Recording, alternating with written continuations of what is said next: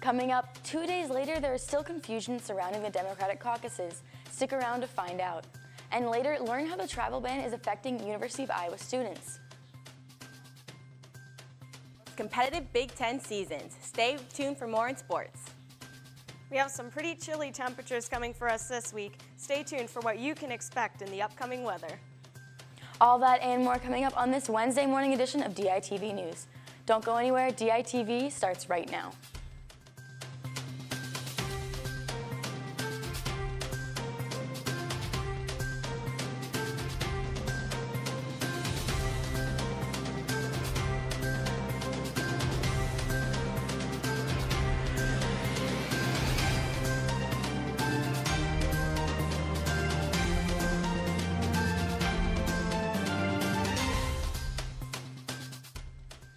Good morning and thank you for tuning in. I'm Emily Callahan.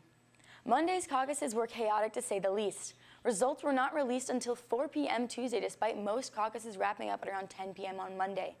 Daily Iowan Politics editor Sarah Watson has more in the newsroom. Sarah, what happened to caucus night? Yeah, so we were waiting for results. It got to be 10, 10:30, 11, 11:30. Finally, we got a statement from the Democratic Party that there were inconsistencies between reporting metrics.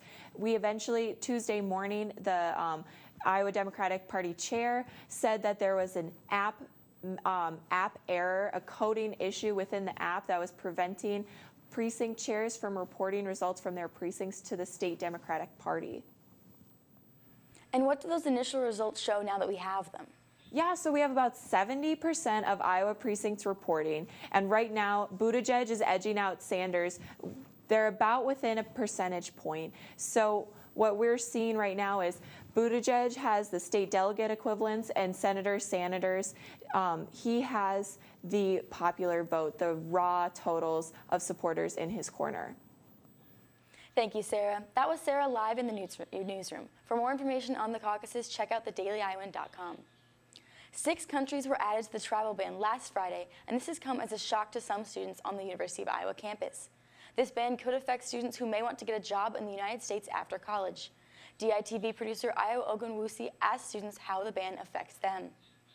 Honestly, it just makes me really sad. Etiandu doesn't know the long-lasting impact of the new ban, now dubbed the Africa ban, targeting Nigeria, Eritrea, Sudan, and Tanzania. Students feel disheartened by the news. Actually, might make me feel unwanted, not wanting Tanzania to hear or any other country that he has this travel ban to. It's very disheartening that the U.S. is not as welcoming as it was.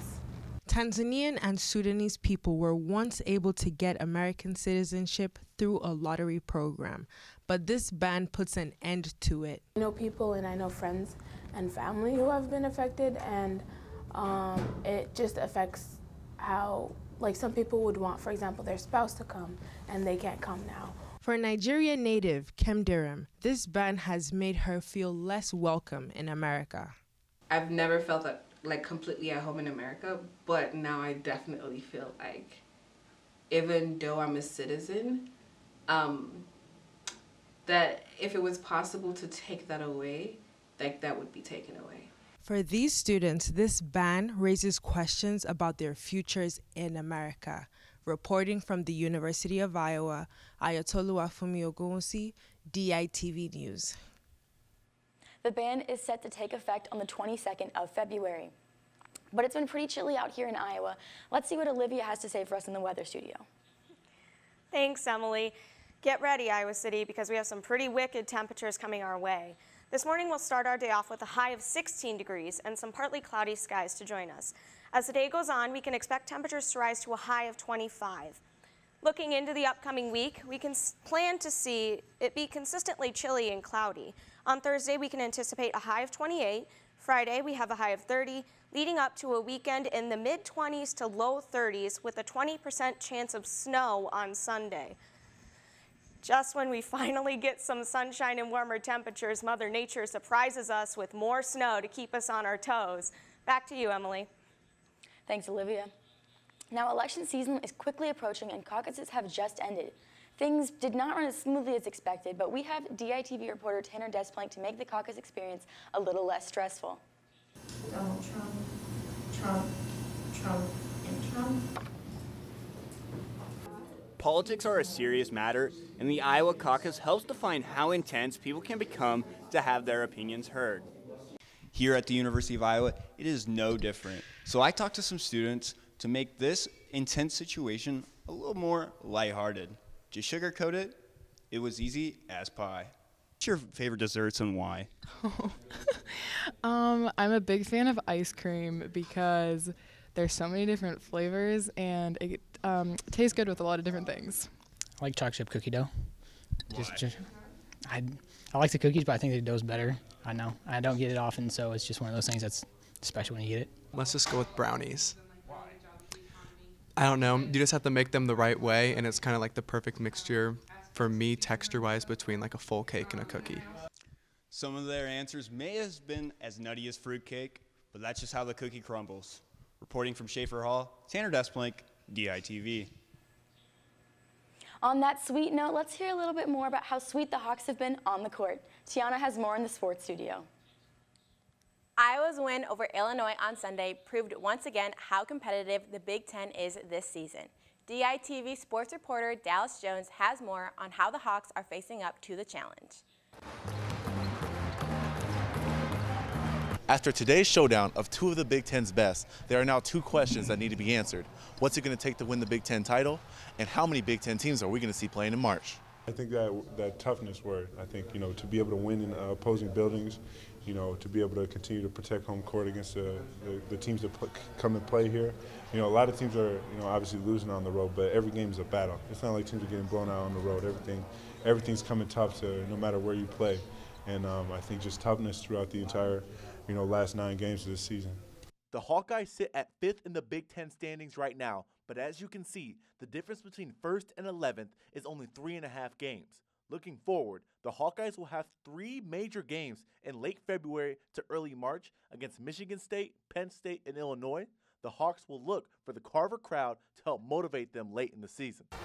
Just tremendous crowd, so I just want to thank everyone for coming out again, but it just really gets me going, kind of. I'm an emotional player, so just feeding off that, it really gets me going, so I appreciate it. From Carver Hawkeye Arena, this is Dallas Jones, DITV.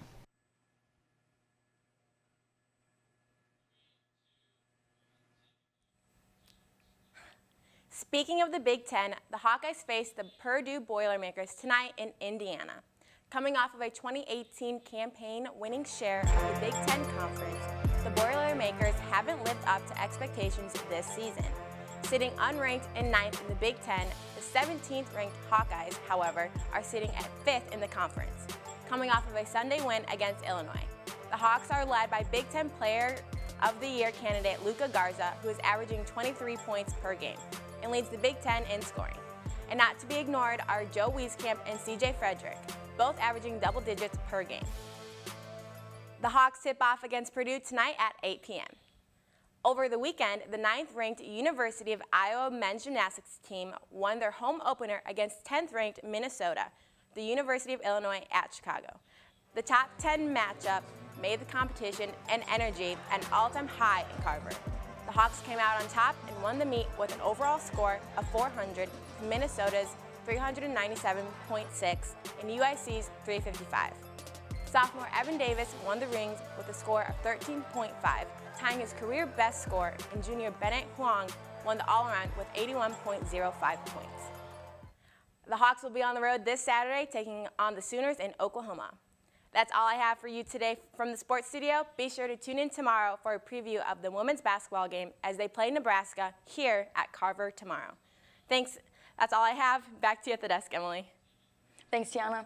That's all we have for you on this Wednesday morning edition of DITV News, but be sure to head over to thedailyiowan.com for all your latest news between Monday and Friday. If that is enough of the Daily Iowan for you, be sure to check out our print edition of the news on stands now. For DITV News, I'm Emily Callahan. Have a great hump day, Iowa City.